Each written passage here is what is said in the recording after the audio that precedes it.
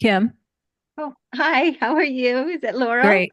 Yeah, it's me. I can hear you just fine. Did you want All to right, go and try to share your screen? sure. Thank you.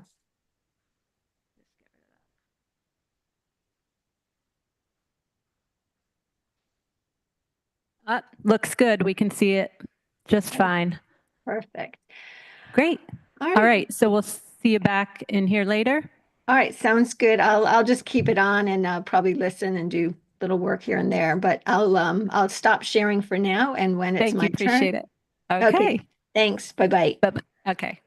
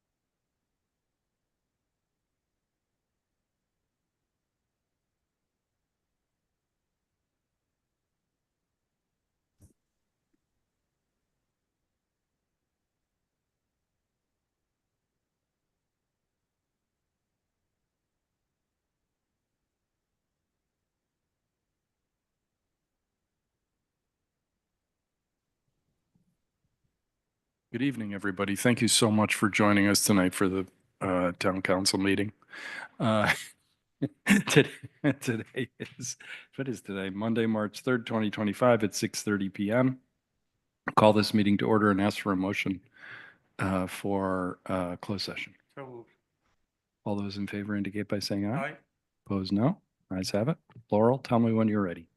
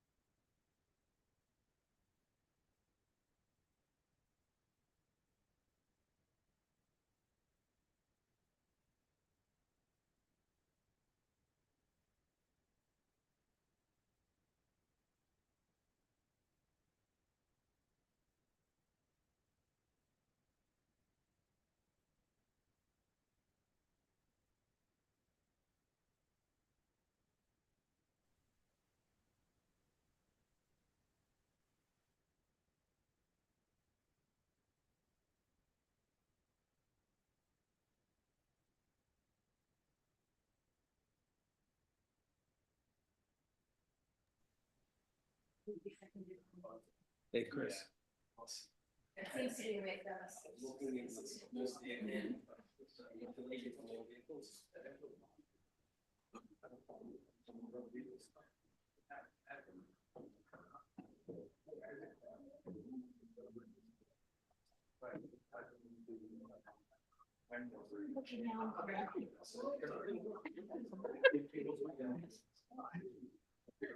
Hey.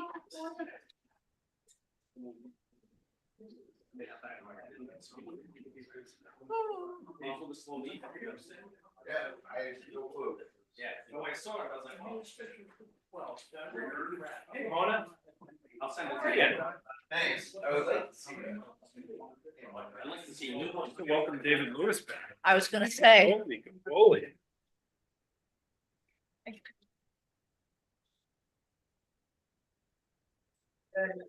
To become a permanent resident of Florida. This is the version. This is the council wants you. No, that's good. That means that's a vacation. And then I can figure that shit. there was nothing worth watching. I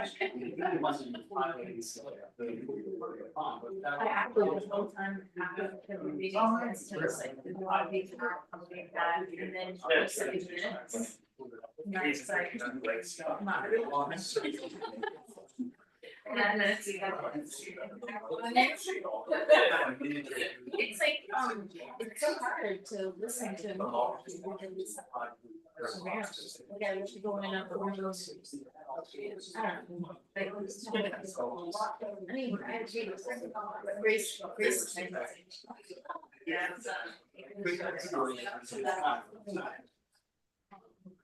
Yeah.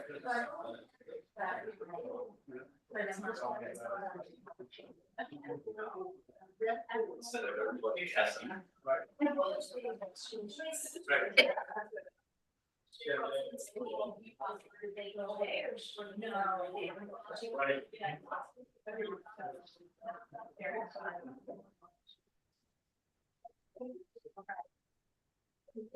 Or you can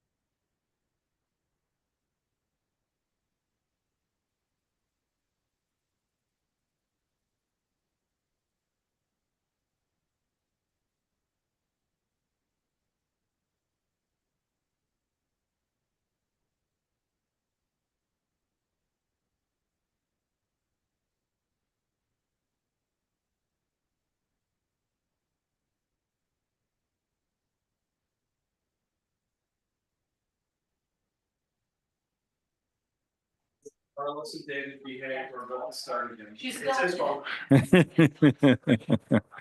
Welcome, everybody.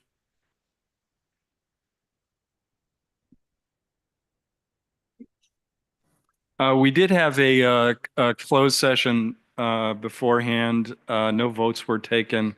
Can I have a motion to seal the minutes, please? So moved. The second, all those in favor indicate by saying aye. Aye. Opposed, no. The ayes have it. Is there any public comment tonight? Chris, come aboard.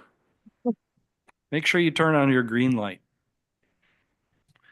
Chris Warfel, Ebbets Hollow. I'm speaking to you today as a taxpayer and resident of Block Island. I am also on the Housing Board.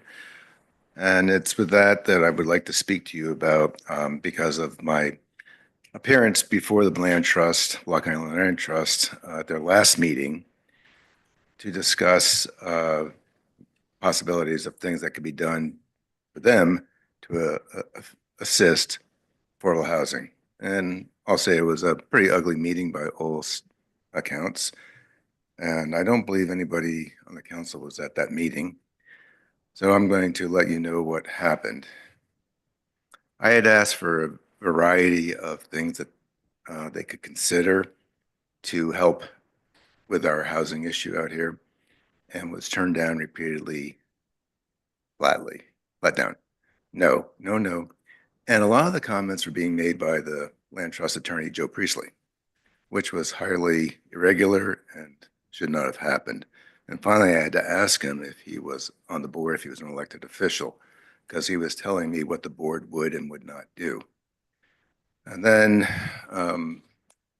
things got even a little uglier.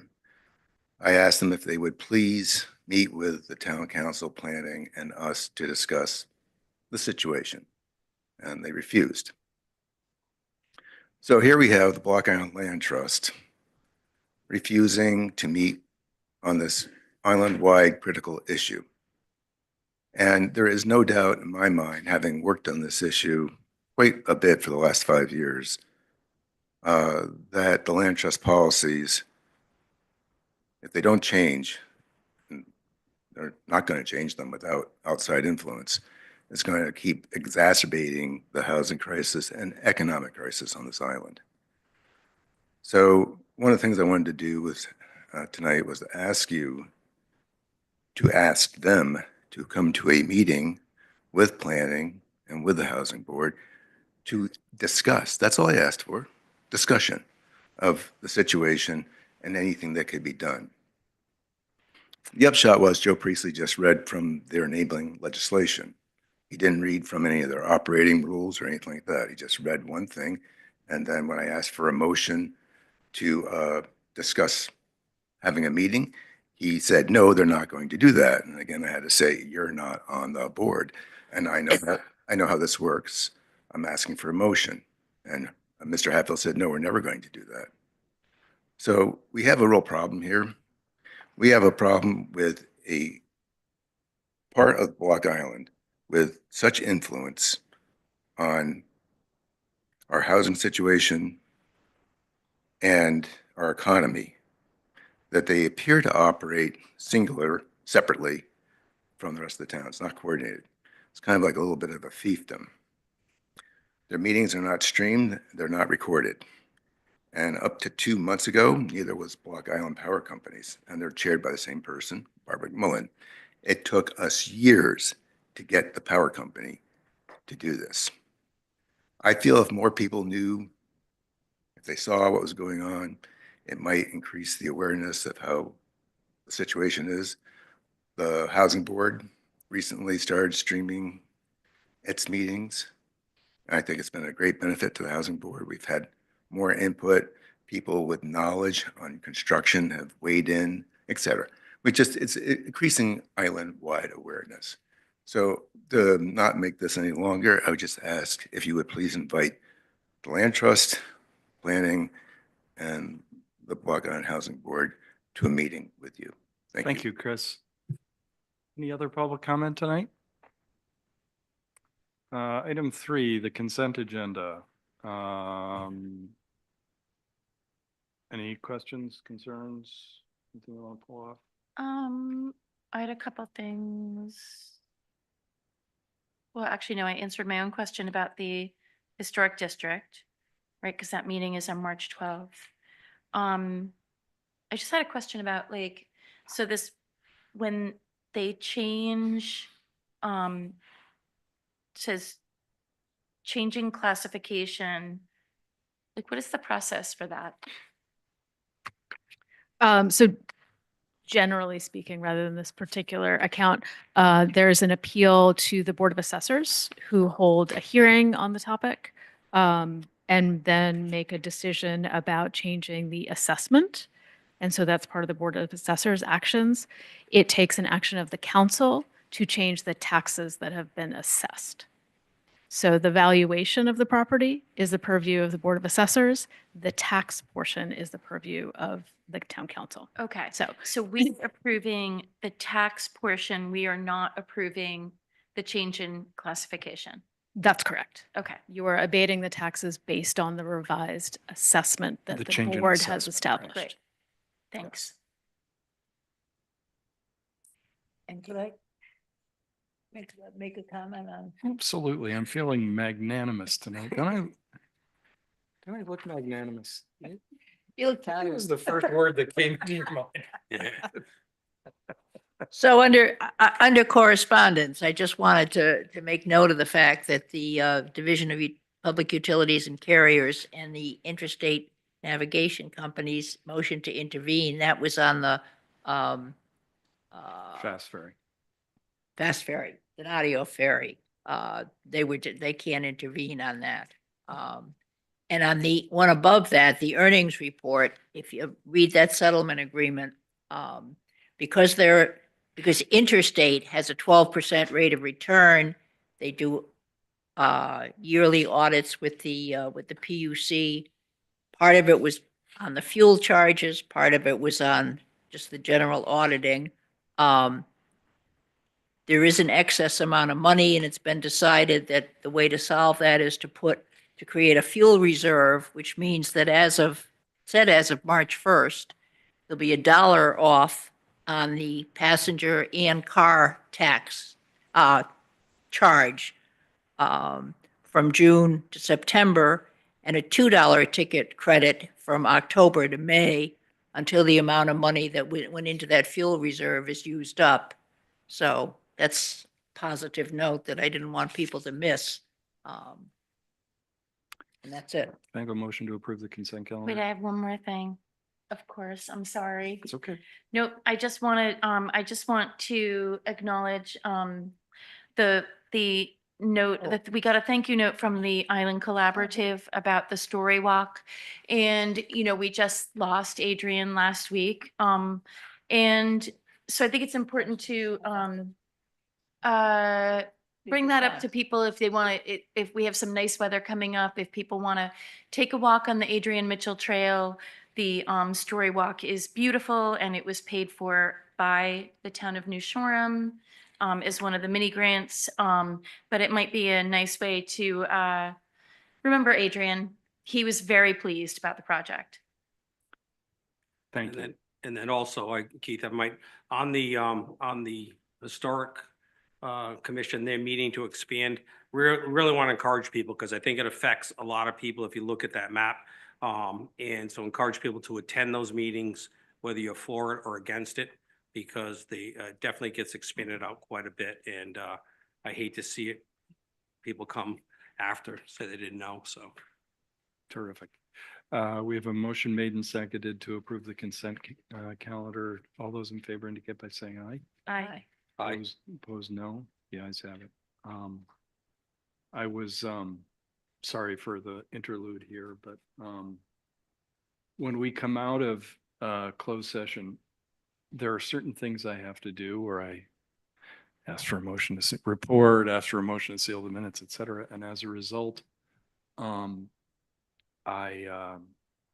was thinking about that and not thinking about what I wanted first to do today, which is just to acknowledge the community's sadness over Adrian's passing. And I will say, if you haven't read Keith Lang's very brief piece in this week's Block Island Times, it's really very much worth a read. Particularly, I'm one of those nerds who actually took the same courses as Keith Lang in those ancient poets. But that poem from the section of the poem from Alexander Pope, it really is just absolutely bizarre how something that was written in 1600 really embodies a man who we all knew and loved. It's just, I mean, it really kind of blew me away when he showed it to me. I think it's quite likely that the council, it's assured that the council will be doing a resolution acknowledging Adrian and his family's years of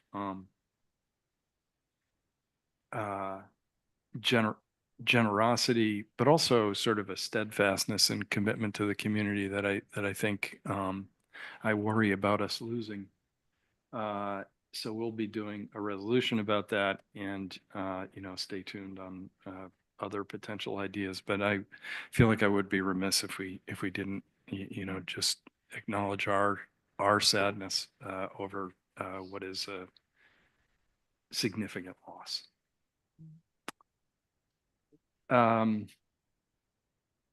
Anyway, item number 4, discuss and act on board, commission, and committees. Laurel, you've prepared your full report on this. Is that right?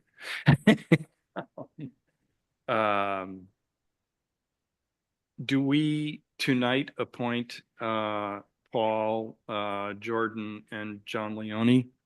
Is that the desire of the clerk's office?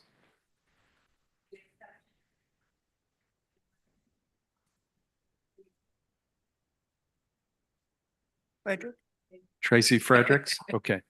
So we have Tracy Fredericks, we have Paul Dean, and we have John Leone. Can I have a motion? Second. All those in favor indicate by saying aye. Aye. Opposed, no. The ayes have it.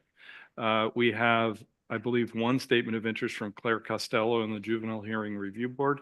Can I have a motion to appoint Make Claire? a motion. Second? Second. All those in favor indicate by saying aye. Aye. And we still have, I don't know why nobody wants to serve on sewer and water. If I were not on the council, that's actually the one that I would do, because I think it's that important. Jess, you have plenty of free time these days. Come on, I think we're gonna nominate you. Yeah, right, exactly. If you look deep enough. Item number 5, I believe. Can I just Yes, interrupt for a second? yes, absolutely. So we have the Transportation Safety Committee constituted now, and we have 2 council members on it. Can you two? Probably most efficient if we call the first meeting would be my bet, right? Yes, I think Okay. somebody should in the Yeah. council. Yeah. You two Yeah, can figure Tristan that and I out. will do that. Item 5, hazard mitigation and flood management plan. We're going to have a presentation of the plan, I believe from Kim tonight. I attended a number of these planning sessions, which Charlene was kind enough regularly to announce to the community. It's been very interesting to follow. And Amy, I don't know if you want me to kick it off to you and then you kick it off to Kim, or how you'd like to Go do right that. to Kim, do Kim. you want to welcome Kim? It's nice to Hi, talk. thank you very much for having me here tonight. This is Keith Stover, the guy who asked all the questions at your meetings. I remember you, Keith, and I appreciated those questions. Can you folks see my share? Is the presentation up in front of you? It is. It is. Can Perfect. you make it a little bigger for old people like me? Certainly. Is there a way to do that? Are you having a hard time seeing it? Like, that's much better for me. That's better. Okay. So, as many of you know, I have been assisting the town in developing an update and an expansion to the town's 2017 hazard mitigation plan. FEMA defines hazard mitigation as any sustained action taken to reduce or eliminate the long-term risk to life and property from natural hazards. And there's a number of benefits to having a hazard mitigation plan. Among them, by planning ahead, New Shoreham becomes proactive rather than reactive. It provides an opportunity to prioritize preventative measures that can reduce property damage and loss of life. It provides an opportunity to engage the community in discussions regarding risk associated with natural hazards. And then importantly, from a fiscal perspective, it makes the town eligible for certain FEMA funding assistance. So it is really important by having this plan approved and by FEMA and adopted by the town, you will be eligible for certain pots of money from FEMA. All right. Theoretically. Well, exactly. Sorry. In the past. Sorry. And Did I just hopefully say in the that out future. In terms of New Shoreham is extremely, as you know, vulnerable to flooding, coastal erosion. And so the town decided when they were expanding their hazard mitigation plan, as when they were updating the hazard mitigation plan, to expand it to include a greater focus on floodplain management. So we've essentially created a hazard mitigation and flood management plan, which meets both the Disaster Mitigation Act requirements and the CRS flood management plan requirements. So it's basically two plans in one. And by meeting the CRS requirements, the plan maximizes available CRS credit for the town. And for those of you who don't know, CRS stands for Community Rating System Program, which is a FEMA initiative that helps reduce premiums for residents and businesses who purchase flood insurance through NFIP. So people in your town who purchase flood insurance right now, anyone in the special flood hazard area will get a 10% reduction, and outside of the special flood hazard area, 5% reduction in their premiums. And hopefully this plan, if not this plan and a few other initiatives, will get you down to a class 7. So then you'll be up to 15% reduction. So that would be great. Hey, Kim, can I interrupt? It's Keith. Sure. You may have said this, and I missed it, but this plan is pursuant to the state or federal government's sort of It's a federal requirement. So federal FEMA requirement. I it- just wanted to make that clear that Yeah. this was not necessarily a genius idea that came from us. This is a regular thing that gets done. And But you need to apply for grants. Right.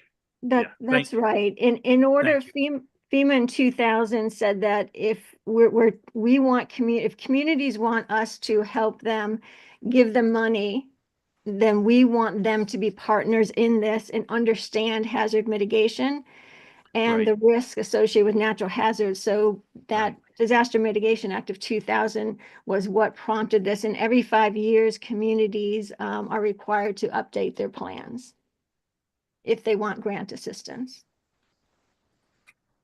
All right. Terrific. Sorry to interrupt, Kim. Oh, Thank you. no worries. So, basically, I do want to point out that the plan has been prepared under the guidance of an absolutely amazing advisory committee.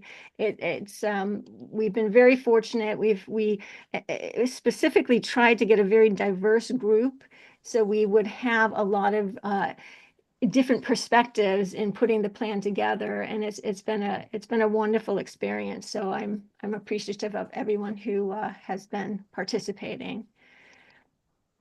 In terms of let me pull this down, how we're building the plan, we're certainly taking advantage of all the hard work and great work that's been done in your community up till now. So we've looked at all sorts of plans that you have, your comprehensive plan, your community resilience building workshop, summary of findings, sea level rise initiatives, all sorts of plans we've looked at and integrated them into this plan. And we have the advisory committee has been very proactive in wanting to involve the public. So we have put up a project webpage. We've had several articles in the Block Island Times. We've had numerous social media posts. We've put up informational posters around town.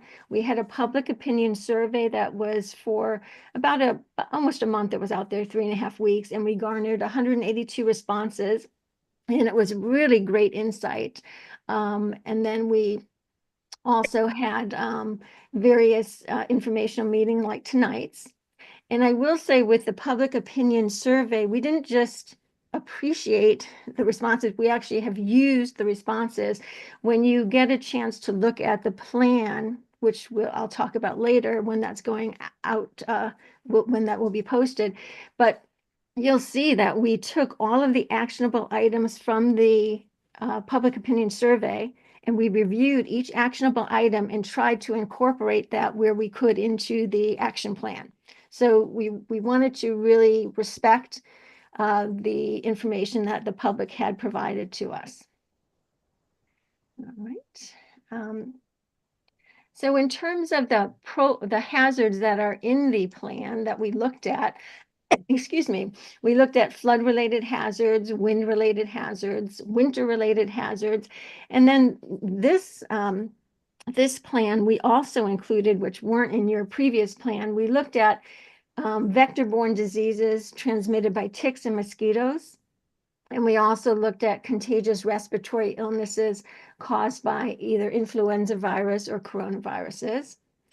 And then we also looked at earthquakes, extreme heat, drought, and brush fires. And basically, climate change was viewed as an ongoing amplifier to some of these natural hazards. So for each profiled hazard, we looked at how is climate change impacting it. And we, articulated that in the narrative of the plan. So once we got all of the hazards profiled, we looked at them, then we looked at the current programs and policies of the town, and then we started to build our action plan. So as I say, when we did our action plan, we looked at all sorts of actionable items that the community had already identified through all sorts of plans, including that we looked at the last hazard mitigation plan, what had been accomplished, what was still left to be accomplished. We looked at actions in the community comprehensive community plan. We looked at them from the CRB workshop, the harbor management plan, transportation study, sea level rise adaptation study, and so forth. And like I said, we also looked at the public opinion survey. So we looked at all of those and we put those together, and then we started to build our own action plan. And when we built the action plan, we looked at, does it support, the goals and objectives? Does it cover different action categories?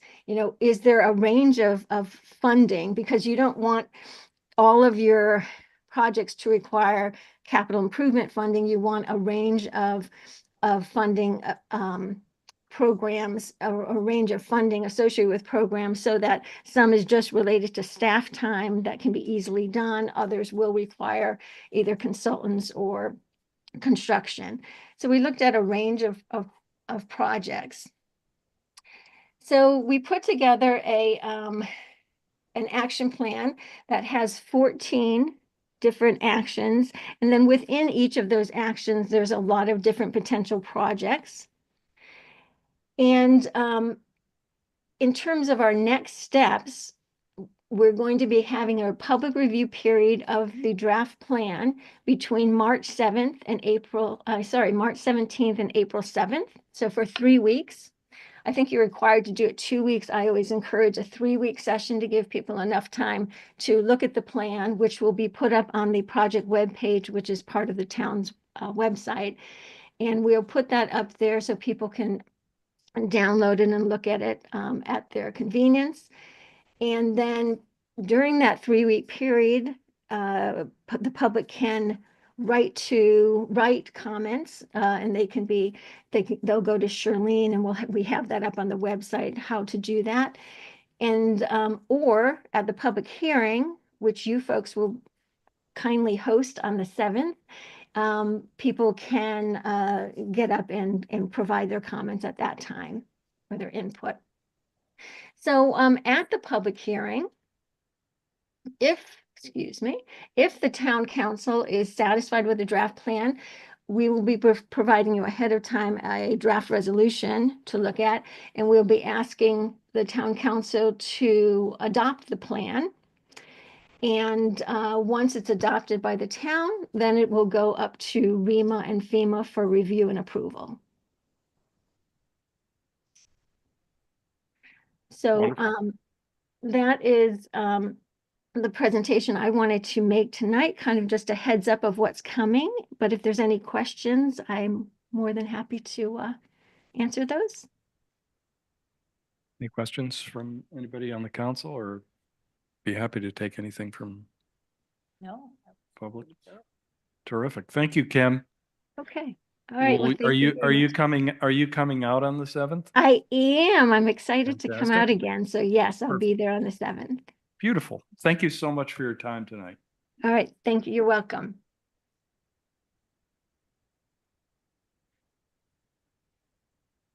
Where are we? Receive and act on recommendation of DPW for State Transportation Improvement Program submittal. Jim, I imagine that's why you're here. Yes, I am. Mike is on vacation. Welcome. Good to see you. Welcome. Good evening, everybody.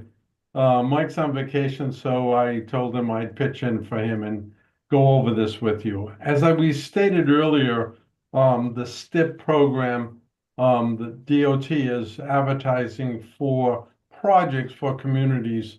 This is for the planning period of 2026 to 2035. A long way away, but you got to get into the planning stages. So and there are criteria. There are basically, with the population size of New Shoreham, we can submit 5 projects. So we've presented to you the 5 projects that we would like to submit upon your approval. Now, bearing in mind, this does not reflect the other projects that are on the tip in the past, like the sidewalk projects for Chapel Street and others. They're on the TIP program. They'll stay there. These are new projects that we wanted to put on the program. And again, our basis for this is last year, DOT had a consultant on board to survey all of the state-run roads on the island. And the ones we have selected have the poorest condition and the highest priority on their list. So let me just review quickly with you the 5 projects that we're proposing. The first and the most important has been the state maintenance facility and salt storage shed. That's always been part of the agreement. We need to get it onto the TIP program just in case federal funds are available. We're estimating that to be over $10 million by the time it goes out to construction. Jim, can I ask a question on that 10 million? Is Sure, that, Bill. how does that break down between the 2 buildings? I just lumped them together because the original plan, DOT has got a preliminary plan, but unfortunately they won't share it with us at this time. The building is going to be a combination building with the maintenance facility and the salt storage shed adjacent to it. So it's one combined building. It's very similar. The salt storage shed area will be similar to what you see in Narragansett on your way at the Rotary with the plastic cover and the reinforcing concrete. So right now the salt is stored inside the building. And it's deteriorating the building quite a bit. I'm sorry. Go ahead, Bill. No, I had been under the impression that the salt was going to be stored inside the highway barn, that it wasn't going to be like what we see in Narragansett. Well, it's right now they're proposing to have it inside the building, but you're going to have something similar to that because the trucks have to get in and out. One of the problems with the present maintenance facility, it's stored in the building, but it's eroding all of the wood structure in the area where the salt tends to erode it. So I'm not sure. DOT is working on the plan, so I have not seen it. They have not shared it with us. So we've been asking Pam Carter, who is our coordinator, to try to provide us with that. As soon as it gets approved or in draft form, we'll get it and we'll have some input, and I'll certainly share it with the council and get your input. Jim, the plan that was talked about before had housing and so forth. Are we back to a basic, the basic building with the salt shed next to it? Right now, that's what I believe DOT is doing, is going back to a basic maintenance facility with salt storage, and there is, at this point, I do not believe there is housing, but again, I don't have the plan. I'm sorry, but they haven't shared that with me. It's their responsibility to put it together. Bill, And is the $10 million come from DOT? Well, it will come from the, there's a portion of it that may come from the town, but in this particular case, I believe it all comes from the federal and state funding, because that's the way the agreement, as you know, Nancy, has been developed. That Right. funding is strictly from that. And just, I mean, aside from where the funding is coming from, that just seems like an awfully steep price. $10 million? I put a number in because, to be frank, I did not know. It's 10 years out from now. The way things are going, I can't tell you. I mean, I put a big number in there because I think it's going to be in excess of 5 to 6 million easy, with the demolition and the permitting and the new prices of steel and everything else that's going on. I can't predict. And until I see the plan, it's a placeholder. I'm just concerned that they're so reluctant to act on this at all. I The can higher the- certainly, Yeah, I- the higher the price tag, the more reason they have to not even consider. I don't know. how I can lower the price. I mean, the application has not been submitted. And I don't, I can look at square footage and reduce this price to, several $1 million. It's gonna be over $3 or $4 million, obviously. Based on the way things are going. So I can reduce that price, just to get it on the tip and make it more encouraging. Do you wanna go, Molly, or- Molly? well, I was just gonna say to Bill that, and my recollection of this could be wrong, but I believe that Mary Ann Crawford, when we were discussing this, when we had the previous town manager, that the housing could be incorporated, but that would be at the expense of the Yes. town. Correct. Is that how you remember that? Right? Yes. We weren't So- asking, yeah.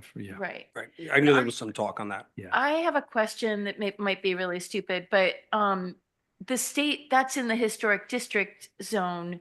So does the state need to, they need to follow historic district standards, right? Yes, they have to comply with all of the town standards as it relates to the historic district. So all the permitting, all the requirements that the town would have would apply to this building. Great, thank you. So Jim, just so that everyone's clear on this, we have to put the list of these 5 things, and the hope is that there'd be some federal money that the DOT may use for some of these projects. This doesn't, in the event that there either A, isn't federal money, or the priority doesn't come in, we're still in a position that the DOT, it's already on their plate to replace that state garage. So this doesn't slow it down or put it, this is just a set of funding they could use. But this would not, or would this put us in a position that they could put this off because we have it on this list? No, the reason I say no, Good question, because Bill, thanks. it's always been the availability of funds.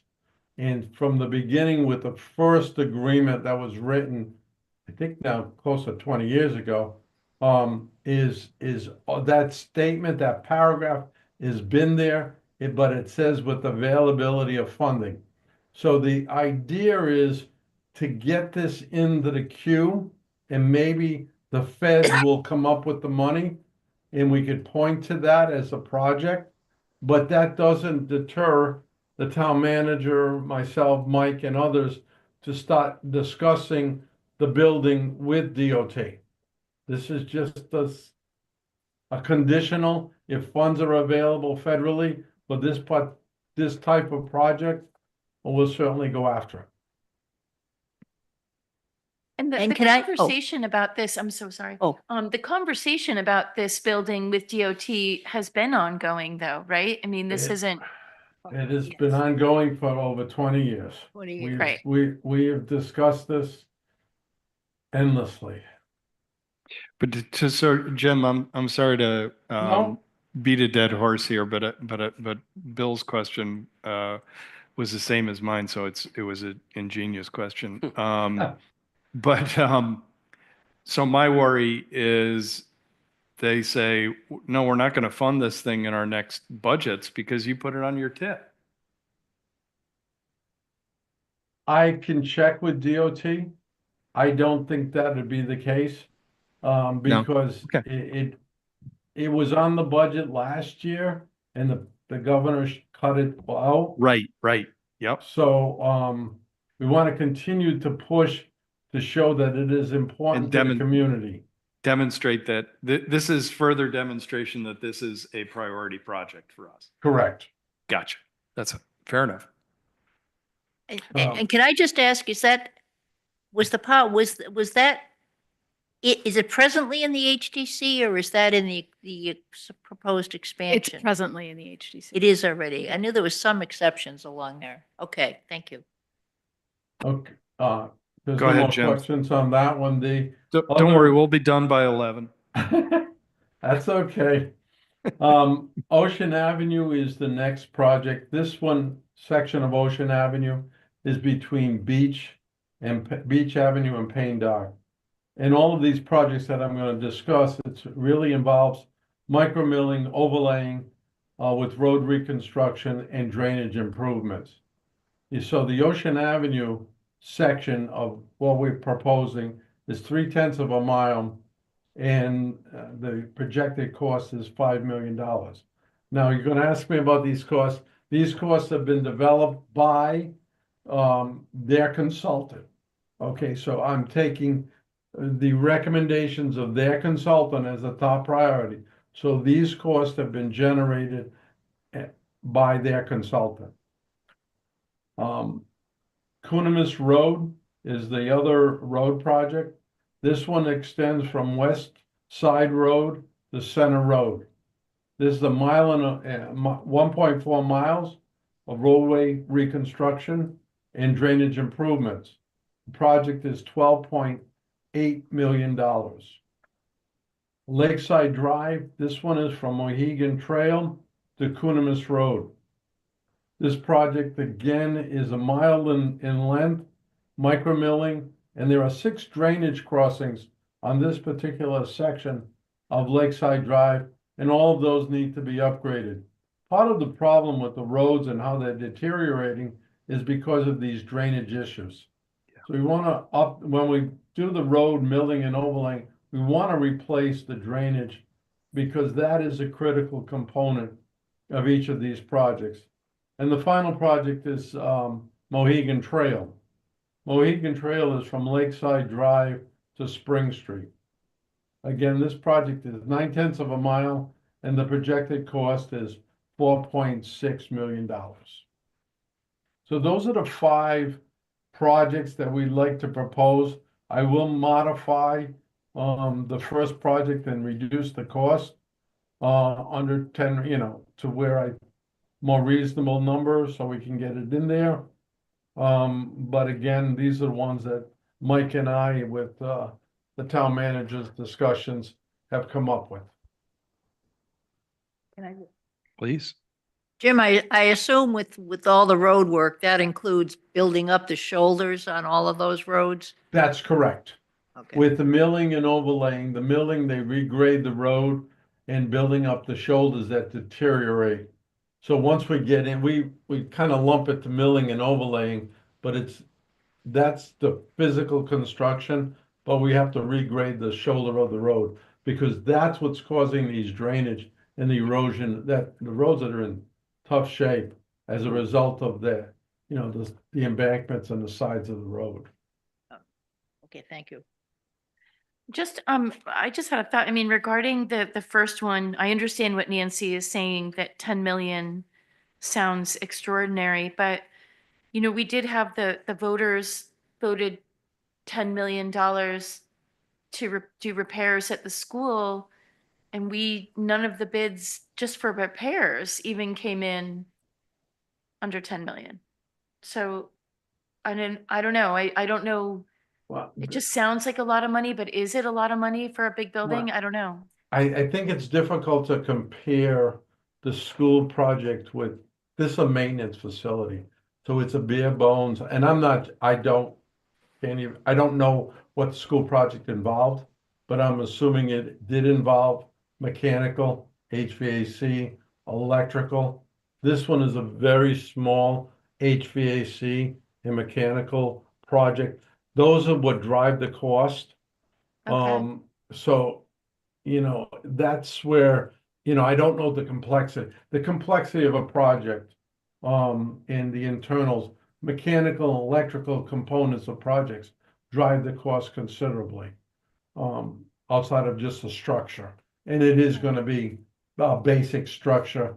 They'll probably have a office, a lunchroom, and garage, it's a garage, oversized garage. So, I think the HVAC they have right now is the garage door. yes, that's the air That's conditioning the heating and portion. cooling.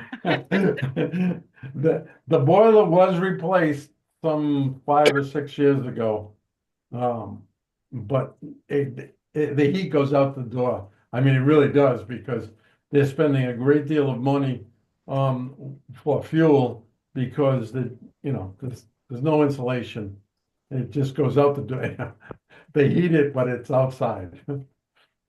Right. And Jim, these are just projected. If it gets closed and gets selected, at that point, if it's over or if it's under, that's where they work with the federal funds based on what the estimates of the project, correct? That's correct. So my thing isn't the concern of the total in here as a placeholder. My bigger issue is, like I said with Keith, was I think the building, I think, needs to be brought to the forefront. I realize that's separate from what this has to be, but I think we need to have the town manager and Pam Carter and possibly the director and yourself need to have a meeting, because I don't think anyone's disagreeing that the building needs to be replaced. They want to replace it. And it's a matter of, is the funding going to be there, what they said at that point? And I think that we have this meeting with them and we determine, yes, we're on the same page, and we're not going to vet, do you need our help, whether it be through our lobbyists and our center and rep and so forth. So the funding is in there when it comes down. Any other questions for Jim?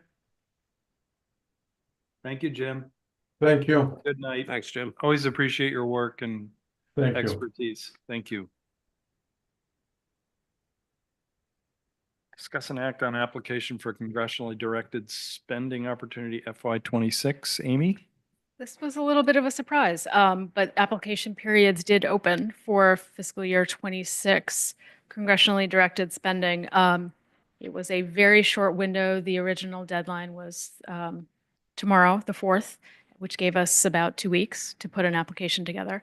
They did extend it to the 21st, which is still not a lot of time, but it is an opportunity for us to have this conversation. As a reminder, our fiscal year 25 request is still pending. So that was $1 million related to Corneck Road resiliency. At the moment, I think there are 3 paths that I see for moving forward, although I'm open to other ideas. One area where there may be traction could be in rehabilitation for the Coast Guard station. We have about $1.8 million in the next 2 years capital plan for that project. Most of the other areas that we looked at and talked about, and I did have conversations with May 4th about as well, are covered by other areas of responsibility, all the DOT work. We're not going to step up and fund that. That is their obligation. The school, again, goes through a different path in terms of its needs, and we already have the appropriation for the public safety complex, and so a second ask on that is not appropriate. So a lot of the other projects that are really our higher priorities at the moment don't fit into this program. An alternative that was considered a few years ago was either with or through the Committee for the Great Salt Pond to put in an application related to the boating facility at Sanpete Meadows. They do have conceptual designs there that could be used as a basis for an application as well. Or the third would be to sit out this round and focus on the work that we have in front of us. I haven't put ideas on the table that I don't think we can pull off by the 21st. Like I said, it's a pretty tight time frame, but I'm looking for the council's input on what we want to do.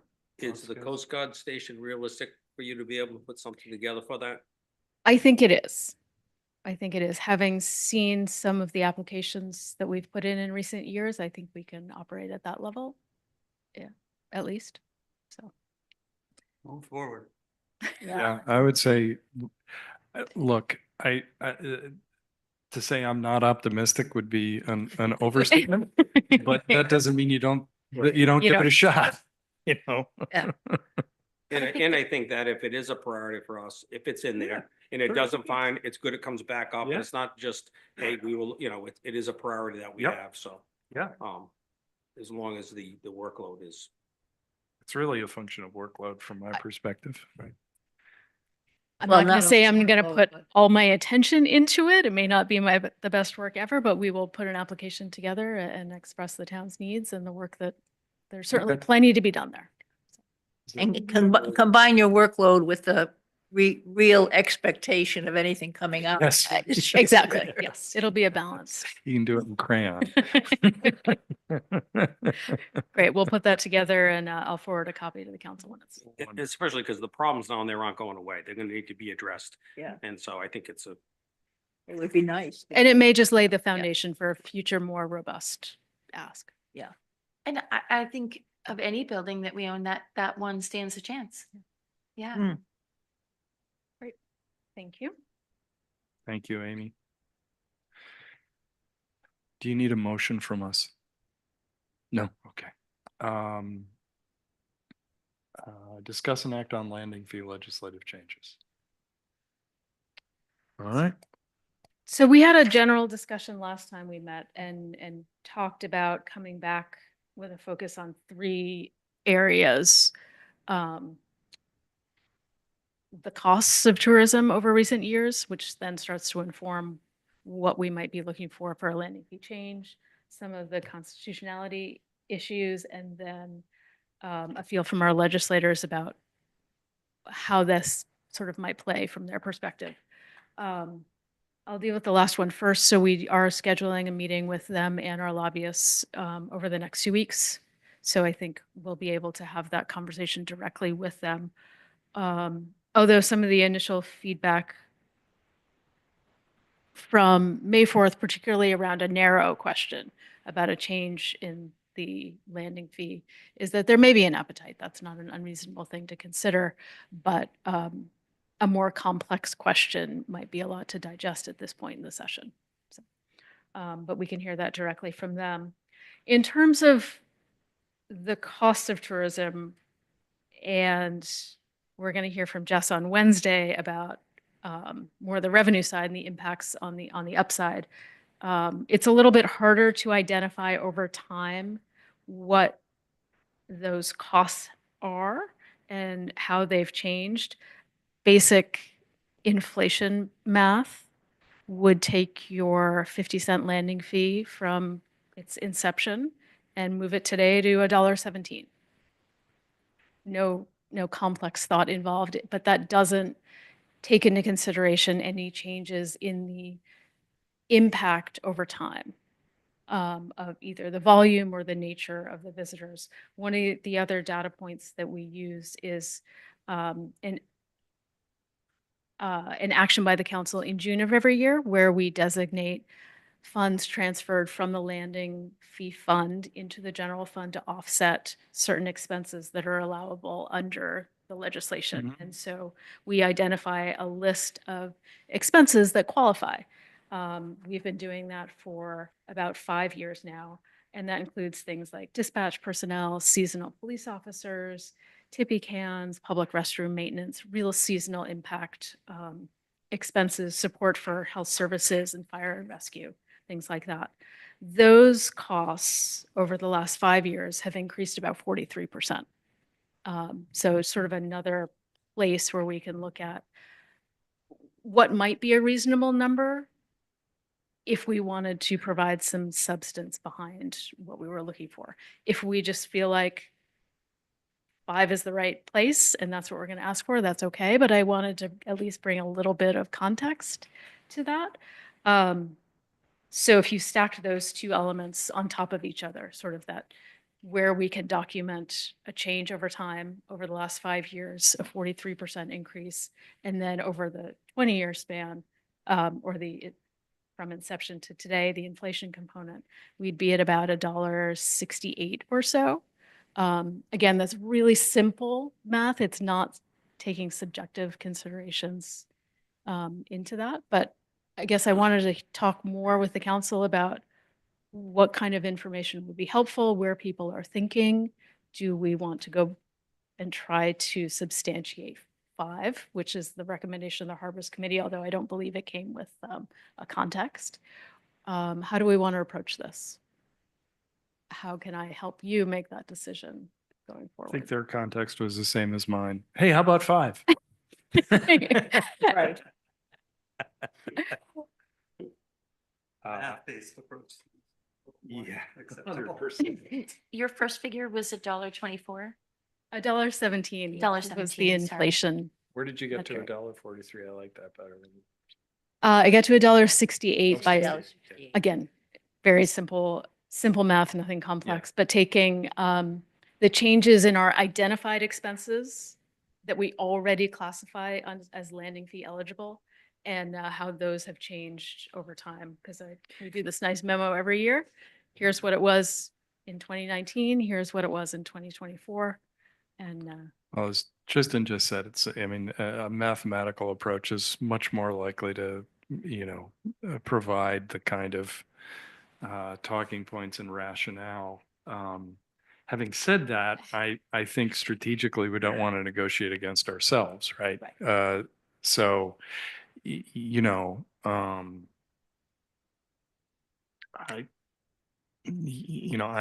think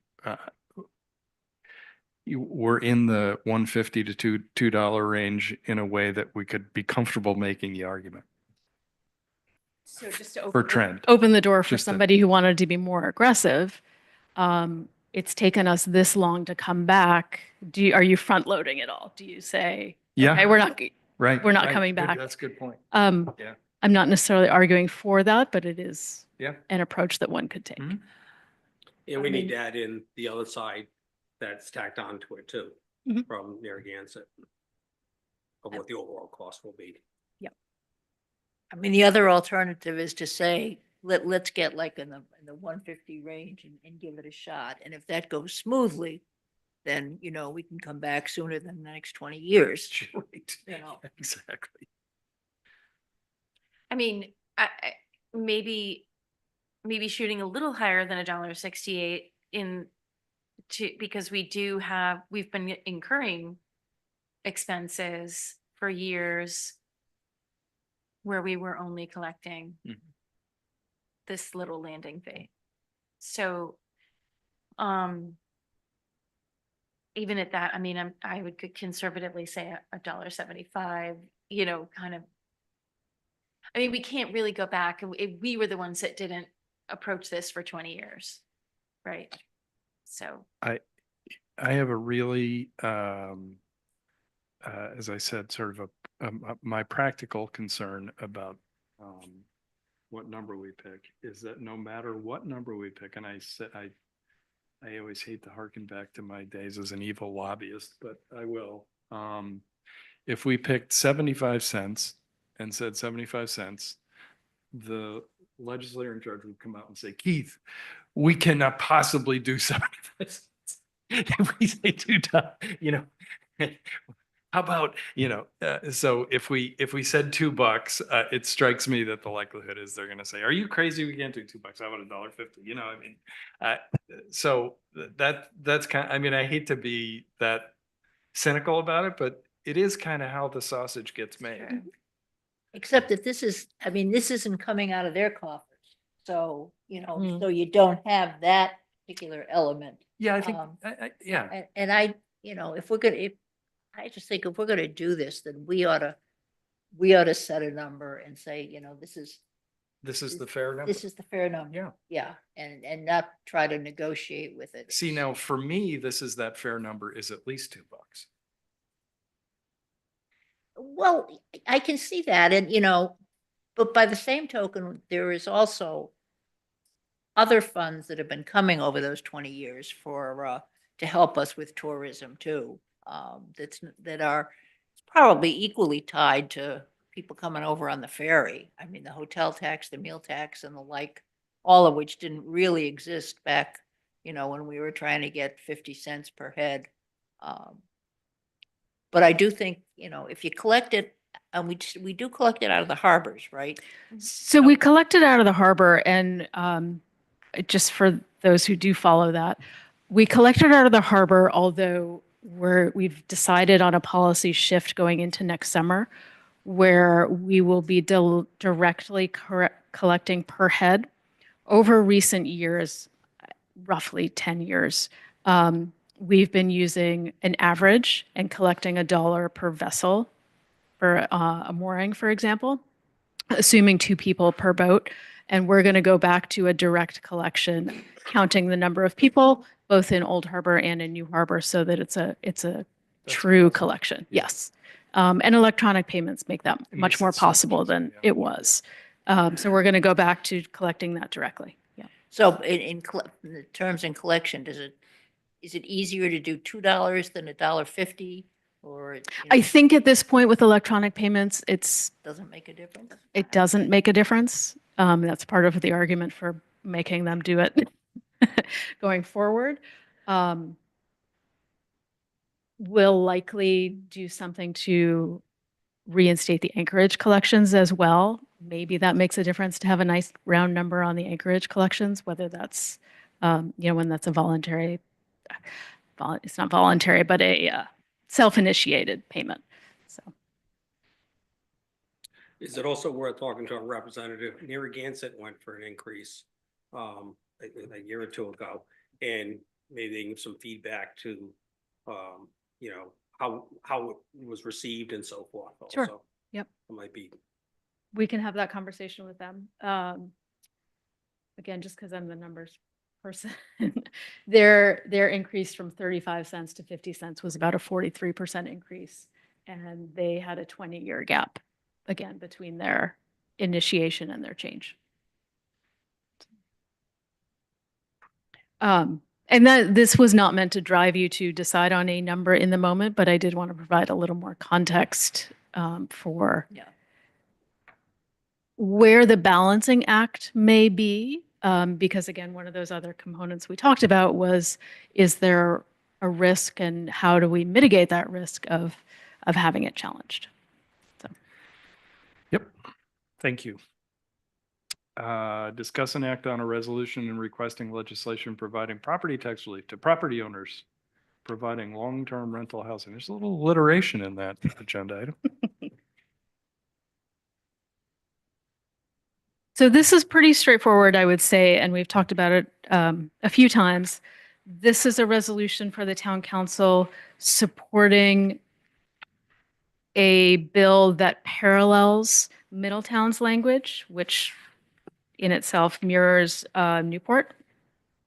And this allows us to adopt by ordinance a tax classification plan that would allow a differentiation between owner-occupied property and non-owner occupied property, including the ability to identify long-term rental properties that are occupied by a resident to qualify for the owner-occupied rate.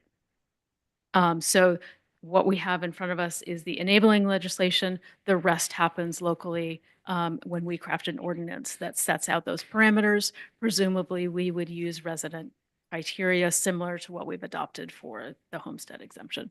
This classification plan, if we adopted it, would replace the homestead exemption. But this is really enabling legislation to allow us to do that locally if we chose. The timing is pretty good this year in that Middletown, another community, is pursuing it as well. So people will be conversant in the topic. So the homestead would say as it is, this would just make it that if I had a house and I rented it to someone year round, even though I didn't live here year round. Right, I rented my house. If I rented my house to you and you lived here year round as your own resident, I could apply for the homestead.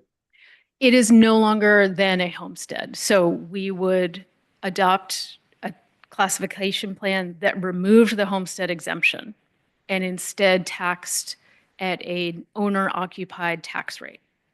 So one of the things we tried to do, we were attempting to do last week, was something a little more nuanced, but really was around, I think I said this before. People who, let's say you built an ADU and you fulfilled, one of our sort of community priorities by having a year-round rental in an ADU. Keith, I'm going to stop you. This Oh, is not a good example. Okay. All right. Sorry. Can I Yeah, please go. follow? So you've done exactly what you want us to do. We want everyone to do, which is to enable year-round housing. Right. So you are not living in your home for an extended period, but you have rented to a year-round resident for the long term. Under this new tax classification program, if that home were occupied by a year-round resident who is the owner, they would qualify for the owner-occupied tax rate, which would be lower. If that home were occupied by a year-round tenant, it would also qualify for the owner-occupied tax rate, assuming they meet all the criteria that we've set forth. There would be another tax rate called a non-owner occupied tax rate. This is essentially a non-resident tax rate, meaning someone who hasn't met the criteria that we set forth that would parallel the homestead exemption. So the mechanics are different, the result is the same, and the populations identified are the same. That clearly explained? Is the amount of the exemption the same? We set that locally. I would assume, especially the first year out, we would set the differential between the two tax rates to mirror our current homestead exemption. Did I say that clearly? So basically, if I understand it, basically, it'd be the same thing now. We have a homestead rate of 20%. If we did this, it would still be whatever we'll call the rate, whatever it is, it would be that number. It's just these property owners would now qualify under that. Right. Instead of an exemption, it's two different rates, Mhm. but the differential is the same. We would set presumably to be the same. And do we have any idea of the amount this would open up? Is there any best guess of saying, okay, we're gonna bring in, my concern is this. We're not giving anyone anything, we're reallocating it, right? Piece of pie. As it is now, I think you had said last year that it's 2.1% more that it costs you in taxes if you don't qualify for the homestead. So my thing is, I don't have a problem open that net a little wider to include more houses. But whatever it is, I'd like to see that homestead drop down to absorb that. So the people that don't qualify don't go up higher than the 2.1%. I believe that is a requirement of the math. Yes. Which means That the way that the calculations would work, you can't increase the differential between the two classes any more than we currently have. So you could decrease it, correct? you, So if we said by doing this, we're gonna bring on another 10 houses, Mhm. and the 10 houses it makes it X amount dollars, we could decrease that 20% to say 17%. And that would bring them in, but wouldn't have a negative impact on those that don't qualify, bringing it up higher than the 2.1. I know the unknown is we don't know how many houses is, but in theory, if we did know that, we could accomplish. we could accomplish that. What we're looking for in the enabling legislation is the ability to make those decisions locally and annually. Yeah. So this isn't the accessory apartment issue at all. It does not yet touch 513s because of the changes in state law relative to ADUs and 513s, there is some consensus. That was a mistake. Yeah, there is some consensus that opening that can of worms right now would be problematic across the board. I think it's fair to say that is still a very strong priority for the council. But given the landscape right now between state law, local ordinances, ADUs and 513s, it's not the right time to bring that to the legislature. Yeah. So So this, go I'm ahead. sorry. No, go ahead. No. Well, I just wanted to clarify, so so we wouldn't be talking about accessory dwelling units, but it would still include currently existing legal apartments. Yes. Okay, thank you. So I So, noticed that, just so I yeah. understand, so 513s, so if I have a 513, I'm off the board. It doesn't qualify. It's only if I rent out my house year round, or if I have an apartment in my house. Okay, that's not a 513, and I rent that out year round. Even though I may live on it or be back and forth, but the apartment would qualify me. Correct. And the exemption would be on the whole property, the whole house, or the rental apartment? In the case of a rental apartment, it would be on the rental apartment. In the case of a mixed use, for example, it would only be on the residential portion. And that's why we can't address 513s yet, because they're not separated from an assessment perspective that allows us to do that. It's commingled in terms of evaluation. Can you repeat that, Amy? You said, Yeah. if I have a house with an apartment or a unit on it, my entire tax bill would be? No, just that portion. And how do you, if it's, if you take something like, you know, the pharmacy was, you have 3 apartments in that, I believe those are condos. those condos, okay. Sorry. But so 'Cause I we're mean, going to, some people are, one building is attached. If you have 2 separate buildings, it's pretty clear and easy, right? But if we it's picked within- on the Old Town Inn a lot last year, so I'm comfortable going back Oh, yeah, okay. to that one as an example. And I hope Neil's going to be a good sport. But you have a residence that's presumably occupied year round. And that is distinct in terms of square footage that's identified on your field card from the commercial portion of the property. So we can apply a tax rate to that residential portion that is different than the rest of the property. Is that helpful? Yeah, I think it's pretty clear when the building's separate, obviously, on a piece of property, but, so you're gonna have to look at the field card, and that's gonna have to be, that house is gonna have to be defined as multi-use. Multi-use, yeah. Multi-use. It can't be, I just happen to rent out my basement. It has to be multi-use defined. Yes. Right. Do you need But- oh, sorry. I was gonna say, but if someone rents a basement apartment to a year-round resident and has for a long time, what's the It has to be distinction? clearly identified as, again, in the assessment of being a separate unit And legal. and legal. And so, Well, yeah, and so we don't know exactly how many are going to qualify.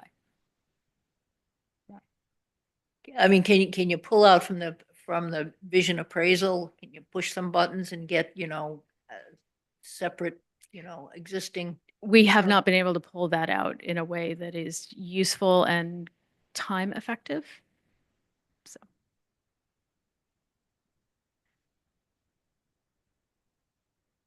Does this impact at all any direction that we'd be giving to vision going forward in this new reval? No. Do you need a motion from us to go forward with this? Yes, you need to authorize the resolution if you chose to proceed. You make a motion? Anybody want to make a motion? I'll make the motion. Second, it. all those in favor indicate by saying aye. And before, Yeah, go ahead. yeah, so all this does is give us the capability. Yes. We're not locked into Yeah. doing Just anything. We gives all us agree the with that. ability. Yeah, Okay. this is only the start. Yes, okay. Yes. All Heath, those in favor Heath, one indicate more by saying- before you, before you make your motion to Bill's question. And this is not going to be effective for the tax bills that come out this Right. July, Yeah. there will be a year's So this. implementation. Right. And I want to be clear about that. And there's possibly a way we can, since we have the time, to put feelers out for people that would be interested ahead of it. And then we would have a better number to look at to see what the impact is. Unlike last year, we have a long lead up Much Right. better to lead. craft our Yeah. local Yeah. ordinance. Yep.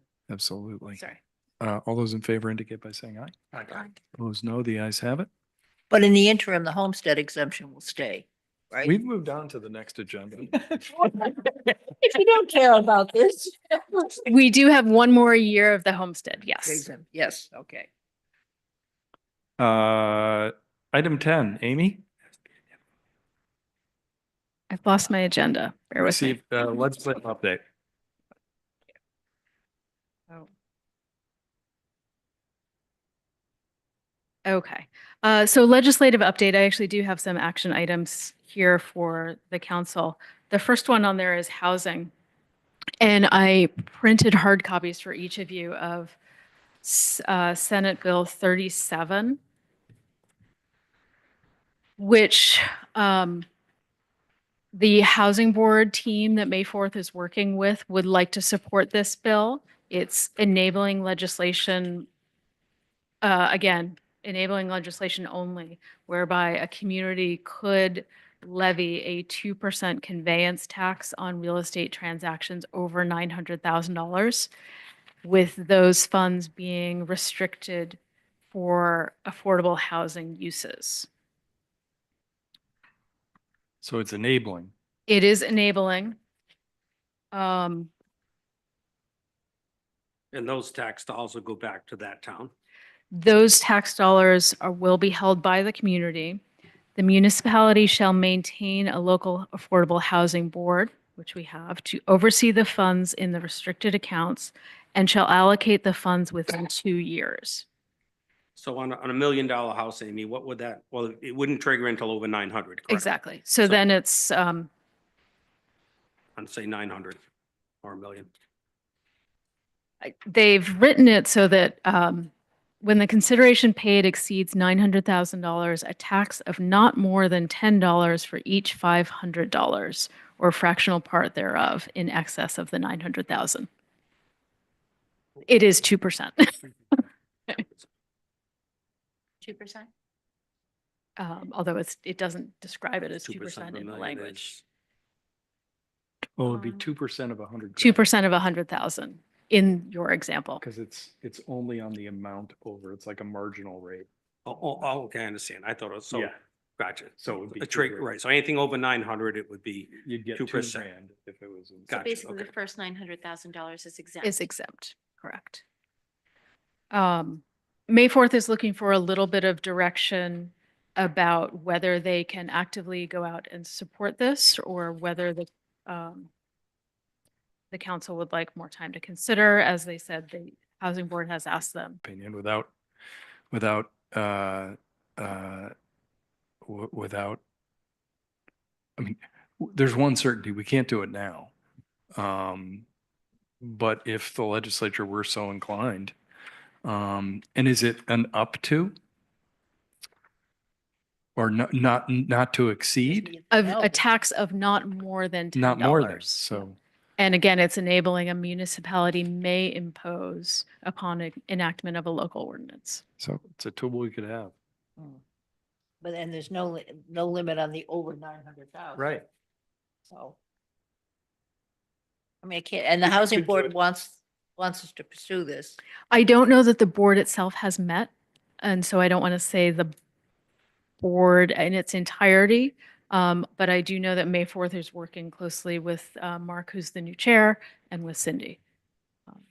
Okay, yeah, because I mean, I would think that the housing board would be more adept at going to a hearing because they have all the facts. and Yeah, figures. he did. Mark did actually mention this to me this week for what it's worth, or last week, sorry. And said, again, sort of as a tool, If the council were inclined to be supportive, I would suggest we have a resolution on our next agenda. okay. Yeah. Yeah, why don't you draft that? That'd be great. and did the housing board, come back to us with anything on this? I don't believe that they have voted yet, but I will touch base with them in the meantime. Yeah, I'd like to hear what they, I would imagine they would be against, but I'd like to at least hear This from is that. something that they have discussed at meetings, but I don't think in the context of this floating around. No. So So this would be like our other legislation, it would give us doesn't make us do it, it gives us the ability to do it. Ability to- Do it from that yes. end of it. Yeah. Yeah. Where's Chris left too early? Well, I mean,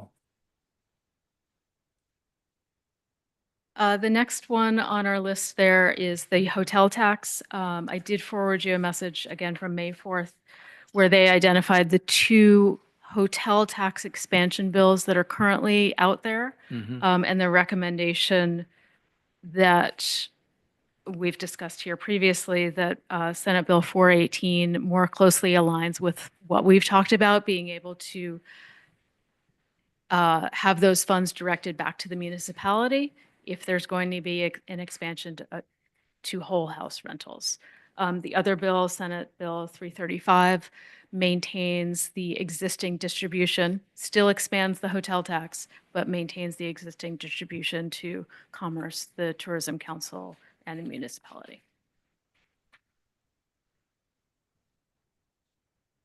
So the one bill brings it directly back to the town. Correct. And I did print that for you as well. That's Senate Bill 418. No, sorry, it's not 418. 53, 52.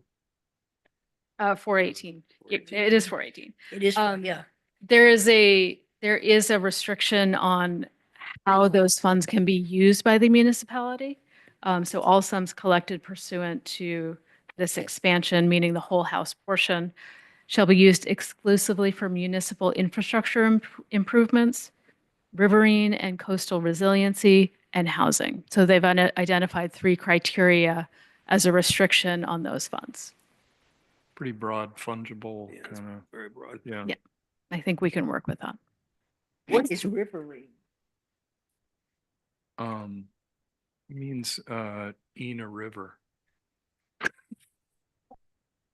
Yeah, that's a stretch. We know. what So, river- do you- Yes, so if your flooding is not related to ocean, but related to rivers. River, so Right, that's what, yeah. Yellowstone Valley. Exactly. Right? Yep. Yeah. So do you want to prepare resolutions? So on again, these if as there's well? general consensus, I'll bring a resolution back to the council on. I mean, I think they're, well, I mean, look, if they're going to raise this money, we'd like it. It's kind of, I think it's gonna happen one way or the other. It's just a matter of where's it gonna go. Correct? okay. But by the same time, I mean, if they pass it, this is where it's gonna go, because that, I don't think that other one, is gonna fly. But I, like I said, I hate to be nickel and diming, you know, to add more percentages of taxes on things, but that's just my opinion, so let's just see if it. we I can- think the consensus is that this is going to happen because it's also in the governor's bill, and then you had 335 as well. Yeah, So so it is. The governor's bill has it going, not back to the town though, right? No. No. Right. it would stay at the state. Yeah. So the third there is House Bill 5352. And do you want to speak to that? Sandra Kelly, Ah, I like yes, your yes. socks. Make sure your green light is on. Sandra Kelly, Mohegan Trail. Although this was under the legislative part of it, I don't necessarily think that our lobbyists need to be active in this thing. But I did want to bring it to your attention. One of the sponsors of it is Tina Spears, and it is to create an Alzheimer's coordinator on the state level within the health department. So though it's not anything that we're directly involved in, but this is one illness, disease that's very near and dear to my heart and everyone else. So if you would consider maybe just an email, if you feel you want to support something like this to Tina Spears, I think the bill comes up tomorrow. I just got wind of it a couple of days ago. So just for your consideration. Would you like us to send a letter to Tina? No, we can let Tina know and we can send her a letter saying. A letter or an email might be better because it is tomorrow. Yeah. So I just got a few emails out myself tonight. So if you feel that you want to support something like that, I would appreciate it. Yeah. I'm happy to get that out tonight. Yep. Yeah, okay, good. Absolutely. Okay. Yeah, Great. happy to be helpful. All right. Thank you for your Please let us consideration. know if there's more. Okay. Okay. Thank you. Just two other items under the legislative update. The school bonding legislation is expected to be heard by the Senate Finance Committee tomorrow. So that should be moving along. And there have been some communities pushing for a reinstatement of general revenue sharing. I'm not necessarily optimistic, so I'm not sure we want to spend too much capital on that, but just letting the council know that that's out there. Our estimate under the current proposals that some communities are putting forth would be about $49,000.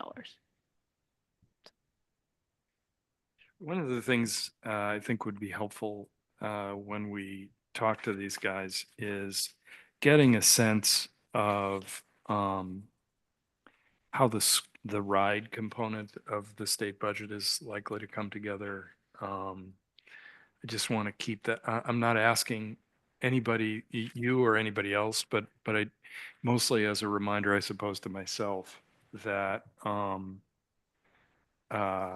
as part of, I acknowledge the existing difficulties, but as part of our long-term plan, we have got to get in front of people to talk about that.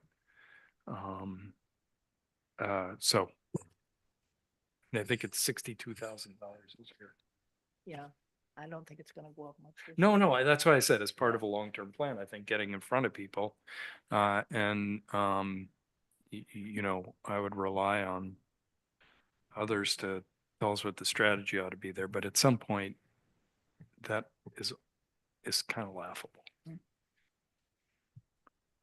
And also, we got this afternoon, the more information from the League of Cities and Towns. And I think that's really gonna be helpful. They're talking about posting on their site, hearings and I guess transcripts of the hearings. Is that Not on the league site, but on the legislature. legislature's site? Yeah, And so some of that is information that's available now, but I think they are working on their transparency and bringing those transcripts and hearings further to the front so that the public can follow more closely. Yes. yeah, I thought that's gonna be it. That'll be a tremendous help just to get a sense of what's going on up there and, where it's trending. So. Amy, for, I know Wednesday we have on our agenda, and this is not ours, so it's just a statement I'm making. I'm trying to educate myself on the whole licensing for car rentals and so forth. So if the clerk's office might be able to provide just a little history background on, what licenses are, numbers and that type of thing, because as I read through it, I'm getting confused, so There's it there's could be a, helpful. there's a great, I was actually gonna ask, well, I guess Laurel, I didn't know Millie was out. There's a zoning decision that establishes the parameters. and Okay, great. numbers, which we should, I was gonna ask her to. Yeah, that would be Sure, great we if could we see. had that Yeah. before. I think. Yeah. A zoning decision? Yeah. No. I said, there is a zoning decision from a number of years ago, which is the controlling limitation on rental cars, and it's 20 that members of the council should see for that meeting on Wednesday. That'd be good. Okay. Anything else? Anything else? Motion to adjourn? All those in favor? Second. Sorry. All those in favor? Sorry. Aye.